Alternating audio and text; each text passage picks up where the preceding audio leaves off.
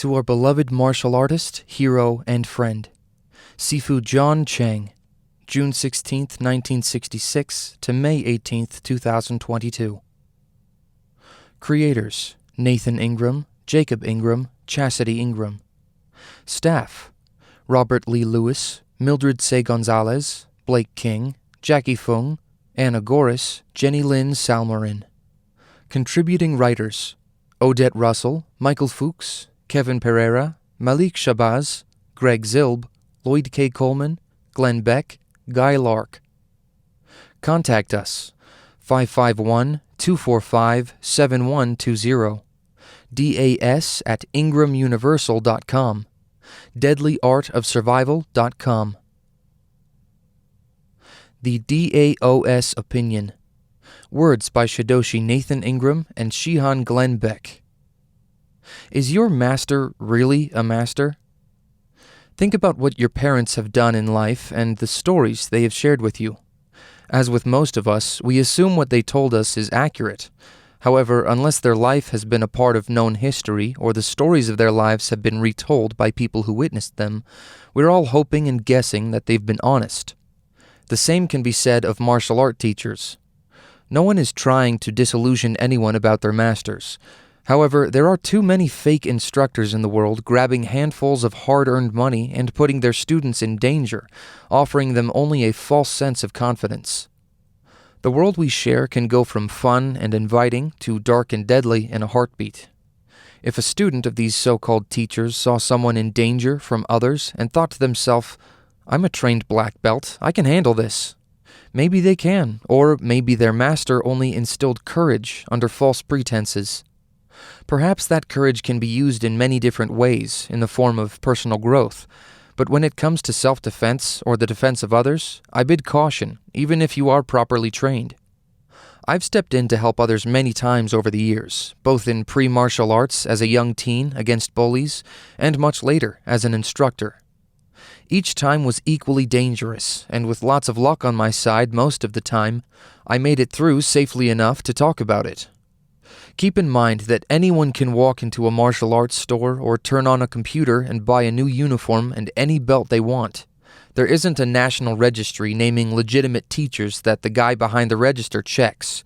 You can pay a graphic artist to make certifications of promotion and rank, and likewise, 6-foot trophies with name plaques can be purchased in a dozen stores throughout any city.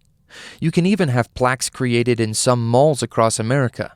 Even legitimate masters and grandmasters have been known for their pay-for-play services and hand out high rank for some quick cash. Way too often, a first-degree black belt has been transformed into a 6th-degree master over the course of a year or two. What would typically take decades to achieve can be handed over for a small fee. This fake teacher thing isn't new either. Men who took their training and teaching seriously back in the 60s and 70s were ferreting out the fakes and challenging them. One of the largest martial arts federations from that era, which is still around today and thriving, was sending emissaries to specific dojos throughout New York City to ensure proper training acumen was being followed.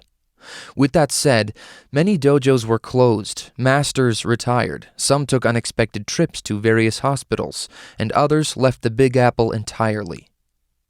Today, these types of education practices are no longer used to persuade and influence the less than savory teachers towards the righteous path, whose students they treat as if they were no more than ATM machines.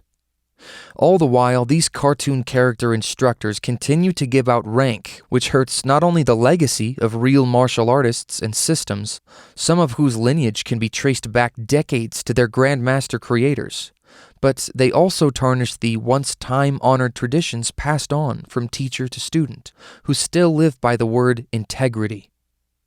The DAOS opinion is that research. It's the best way to figure out if your master is really a master. We're not saying it'll be easy, but it won't be a waste of your money or time, unlike the waste you'll have received if you have been training under a master of lies if you didn't. The most exciting martial arts magazine. Introducing. The DAOS magazine is proud beyond words to present our 6th edition issue and exclusive Q&A with a master of the arts. He not only holds multiple black belts in various arts, but has been training for nearly 5 decades. He's a Hollywood A-lister and household name. He is an American actor, film producer, and co-author of the novel Talon of God. He is currently co-creating a new graphic novel called The Exiled, a noir sci-fi story, and has a star on the Hollywood Walk of Fame. He also has an honorary doctorate in humanities and fine arts from Purchase College, State University of New York. Ladies and gentlemen, Dr. Wesley Snipes. Q&A interview with Wesley Snipes. Interview by Shehan Glenn Beck. Dr. Snipes, where did you grow up? I grew up in the South Bronx and Harlem in the mid-70s during a time that the Bronx was literally burning, and after church Sundays in Harlem, it was like a fashion show. James Brown kept us on the good foot, and New Birth sang to the ladies what we young dudes couldn't say. New York and congas kept the block hot, and water from the fire pumps cooled us off. Handball courts, pinball machines, mini bikes, and kung fu movies were essential to one's well-being. The incredibly talented actor Adolph Caesar made the worst movies sound like a can't-miss-it hit. Heroin junkies nodding in the hallways were still trying to play Big Brother, warning us youngins to stay off the white horse. Demographically, what kind of a neighborhood was it? The neighborhoods were very social. Black, Italian, and Puerto Rican families knew each other by name. You could buy on credit from the corner hardware stores. We swept sidewalks, the front stoops of local beauty salons, and fold-up bidwist card tables bookended the block. Street gangs like the Black Pearls and the Black Spades paraded around in custom denim cutoffs. They policed the blocks just in case the Savage Skulls wanted their colors back. Grape Kool-Aid and a quart of Ferocious Lion orange drink cost $0.25, and Boston Road Ernie's would sell you a sausage sandwich with cheese for $1.50. Harlem was rougher than the Bronx in those days. Kids could play outside until dark. You just had to make sure you were back inside by 10 p.m., with the PSA that rang across every TV set in New York State, "Do you know where your children are?" Could you tell us about your introduction to martial arts? In 1974, at the age of 12, my training in karate and African dance began at the YMCA on 135th Street in Harlem, New York. The center offered weekend classes for both boys and girls. The great LaRoque Bey was director of the African dance program, and then GM Dr. Moses Musa F. Powell and Soke Littlejohn Davis pioneered the Sanukes Ryu Kumite Ryu classes from Brooklyn, New York. Being a very short, skinny black boy with a runny mouth and a few good street fights under my belt, my mother, Marianne, thought it was a good idea that I join my cousins in Harlem, who